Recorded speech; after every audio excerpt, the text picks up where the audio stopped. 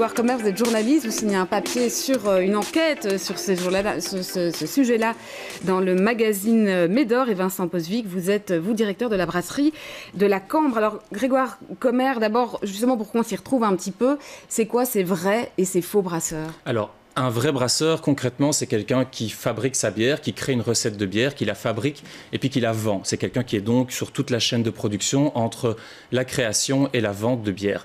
Un faux brasseur, c'est quelqu'un qui invente une recette de bière, qui la fait fabriquer par un autre brasseur et puis qui la vend. Il y a donc une étape en moins qui est l'étape de la fabrication. Et en fait, toute la polémique est là, c'est qu'une partie des vrais brasseurs commence à vraiment s'offusquer contre ces faux brasseurs qui, disent-ils, usurpent leur métier. Alors, Vincent Posvic, vous, est-ce que vous êtes un vrai brasseur? Alors déjà, il y a un souci par rapport à la terminologie du terme brasseur.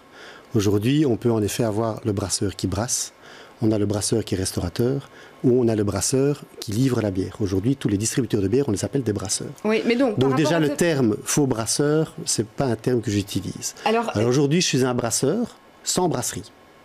Certes, voilà. Donc la question je suis un vrai brasseur, mais je ne brasse pas moi-même. La question, voilà, pouvait être posée autrement, c'est est-ce que vous brassez votre bière vous-même? Alors aujourd'hui, je ne brasse pas moi-même parce que je n'ai pas l'outil. Mais c'est mon métier, donc j'ai fait des études de brasseur à Louvain-la-Neuve. J'ai brassé pendant 5 ans dans les Ardennes françaises, où j'avais ma propre brasserie. Je brasserais au fourquet.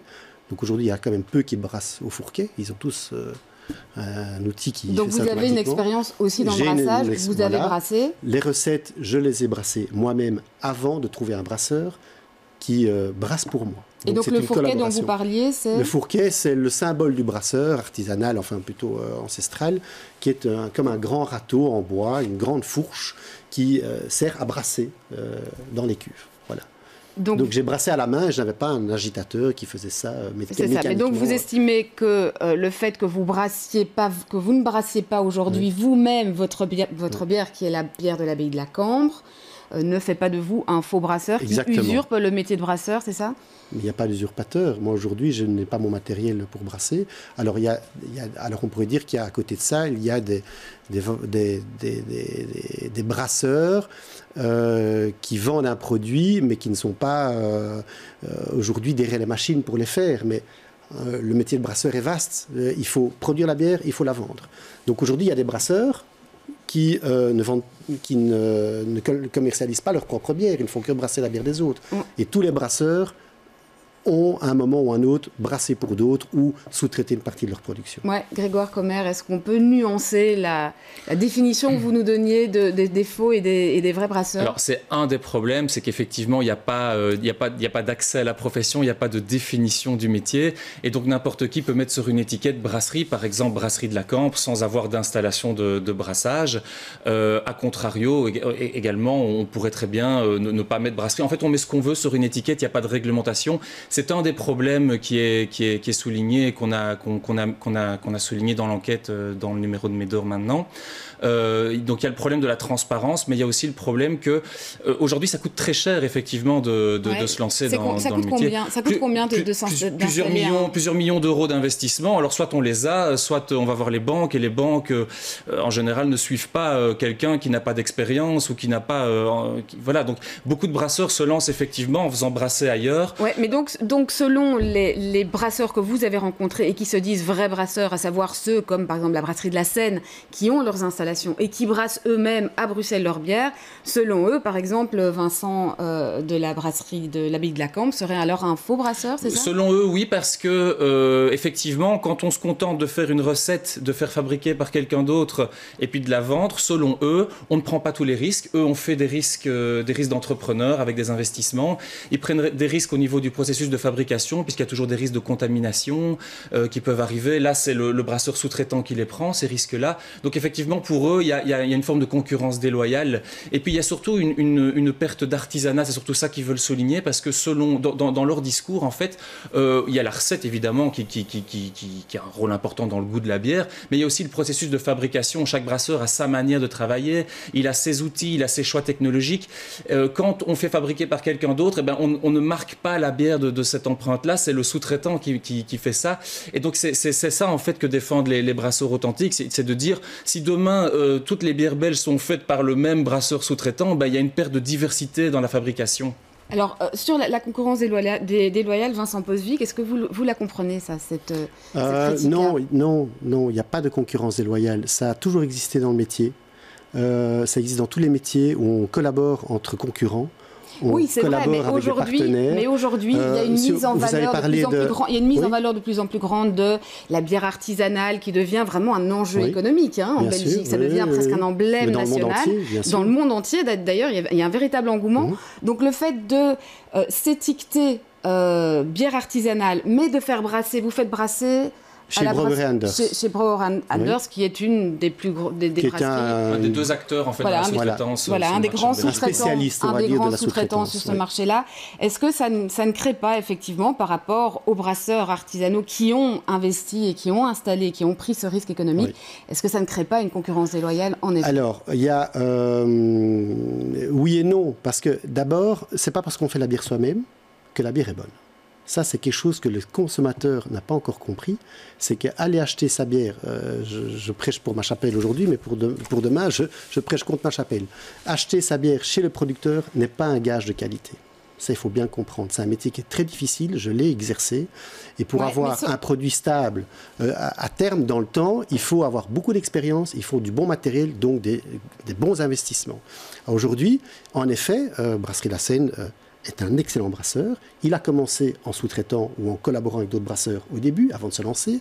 Il n'avait pas les fonds pour le faire. Ils ont pris des gros risques, ils ont été bien aidés. Il faut quand même aussi souligner que la région bruxelloise aide énormément les jeunes entreprises qui démarrent. Donc ça, il faut quand même les remercier de ce côté-là. Mais sur la question de la concurrence ? Mais la concurrence, elle existe dans tous les secteurs. Déloyale, oui, bien sûr. Mais dans celui-là, on va... Pourquoi c'est déloyal de faire sa bière, de vendre un produit qui a une belle histoire, qui a un beau nom. Il ne faut pas oublier que vendre de la bière, c'est vendre un produit commercial. Ouais, alors, oui, peut-être une réaction. Je voudrais juste terminer. Il y a des brasseurs, il y a des sociétés qui développent des types de produits que des brasseurs n'ont pas eu d'idée de développer. Il y a des brasseurs qui ont développé des produits, on va dire des faux brasseurs ou des sociétés qui développent des marques, qui développent des bières sans gluten, sans sucre, etc., que d'autres n'avaient pas eu l'idée de développer. Et ça a permis aussi d'avancer par rapport à la concurrence. Des brasseurs qui avaient leur équipement se sont dit, finalement, c'est une bonne idée, on va essayer de faire la même chose. Donc, la concurrence, elle est là dans tous les secteurs, elle se met à tous les niveaux. Ouais, et alors, il y avait juste une dernière chose sur laquelle je voulais vous faire réagir, qui était expliquée suggérée par Grégoire Commer, c'est cette qualité de brasserie artisanale, ce savoir-faire, cet artisanat que certains brasseurs aujourd'hui ont peur de voir au final disparaître. Alors, il ne disparaît pas, d'abord parce qu'on a des très bonnes écoles de brasserie en Belgique. Ça, c'est très important, que les jeunes brasseurs qui sortent des écoles vont, pour la plupart, faire des stages dans des brasseries, qu'elles soient artisanales ou industrielles, on apprend toujours autant. Et ce savoir-faire qui, aujourd'hui, ou qui a une vingtaine, une trentaine d'années, a été copié et est toujours copié dans le monde entier, puisque ce soit des Américains, des Canadiens, des Anglais, des Australiens, ils viennent tous, des Français, ils viennent faire le récolage en Belgique, ils repartent avec notre savoir-faire, ils vont dans leur pays, et nous, on va aller s'inspirer de ce que eux, comme les IPA, de ce qu'eux ont fait pour qu'on leur fasse chez nous. Donc, alors, réaction. En fait, juste plusieurs choses. C'est tout à fait vrai que acheter une bière produite par le brasseur, c'est pas une garantie de qualité. Et une bière de fausse brasserie peut être une très bonne bière. En fait, le débat n'est pas là. Mais effectivement, aujourd'hui, il y a chaque semaine, chaque 15 jours, un nouveau faux brasseur qui arrive sur le marché en Belgique. Et si demain, il y a plus de fausses brasseries que de vraies brasseries en Belgique, c'est quand même toute la réputation de la bière belge, de la diversité du savoir-faire qui est remise en cause. Même si, je suis d'accord avec vous, le savoir-faire existe, il y a des bonnes écoles, etc. Il faut que la diversité en matière de fabrication, l'empreinte du brasseur sur son produit, ça c'est quand même ça pourrait être menacé. Alors toute dernière chose, vraiment rapidement pour terminer. C'est juste pour dire que ce dont on parlait juste avant, c'est qu'en fait il y a aussi un autre souci en Belgique, c'est qu'il n'y a pas d'accès à la profession de brasseur. Donc, n'importe qui peut se mettre comme brasseur sans réelle expérience. Oui, et puis alors, surtout, vous parliez aussi, Grégoire Commer, de ce manque de transparence. Donc, finalement, le consommateur ne sait pas ce qu'il achète. Voilà, il n'y a aucune réglementation. Donc, par exemple, sur votre bière, c'est écrit bière d'abbaye, mais il y a pas de moine à l'abbaye de la Cambre, il n'y a pas de... Enfin, oui, il y a pas... Est-ce qu'il brasse Vous ne brassez pas dans l'abbaye de la Cambre, mais ça ne vous empêche pas d'écrire bière d'abbaye. Si, ça m'empêche parce que j'ai une licence d'exploitation de la marque Abbaye de la Cambre, donc c'est un contrat qui est signé avec la fabrique d'église. Mais on ne sait pas où sont brassées les bières. Ça peut laisser penser qu'on est comme une bière comme la Leffe, comme la Grimbergen, exactement. comme Maretsu. Vous n'êtes pas les seuls. C'est toujours une licence d'exploitation entre l'abbaye et le brasseur. Vous pouvez faire une bière de terroir en disant c'est une bière bruxelloise, mais en réalité elle est brassée dans le Limbourg. Donc, et ça, il n'y a aucune obligation pour vous de l'écrire sur l'étiquette. Mais il n'y a aucune obligation. Il y a beaucoup de problèmes par rapport aux appellations. Ouais. Est-ce que ça vous le demandez l'un et l'autre que les appellations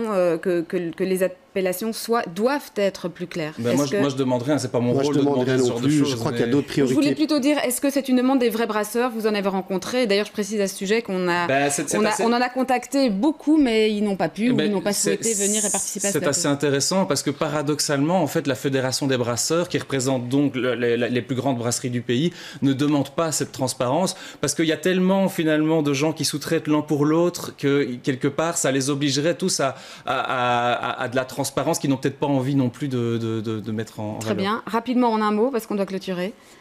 Moi, je trouve que cette nouvelle concurrence qui arrive sur le marché est excellente, justement pour redynamiser un secteur. Mais je parlais plutôt de la transparence, de la nécessité de la transparence. Oui, alors il y a d'autres choses qui devraient être beaucoup plus transparentes, c'est en effet sur l'étiquetage, mais c'est que contient réellement une bière au niveau des calories, au niveau des lipides, des glucides. D'accord, mais là je parlais plutôt de savoir où la bière avait été brassée, etc. C'est moins important de savoir ce qu'il y a dans le produit. Très bien, on aura compris votre point tous les deux.